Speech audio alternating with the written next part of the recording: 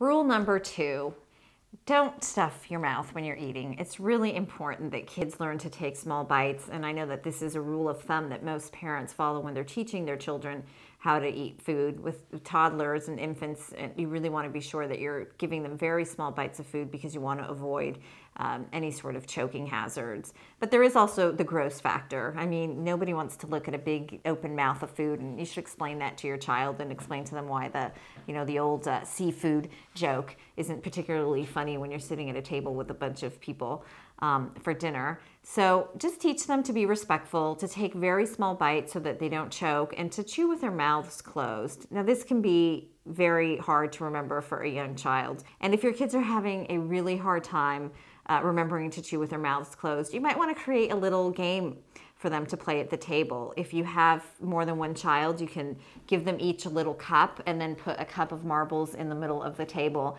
And every time that somebody gets caught chewing with their mouths open, you can take a marble and put it in their cup.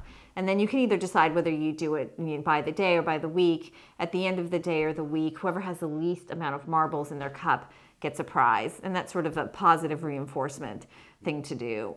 If you don't have more than one child and you only have one, then you can still play the game and just maybe gauge the first night how many marbles they get, and then sort of set a limit of how many they can get throughout the week before they can get their prize. These are just some tips. Positive reinforcement is really, really important. You want to make sure that your time at the table with your children is enjoyable. So go ahead and teach them the manners, but do it in a fun way and in a way that they will be open and appreciative and really receptive to learning the rules.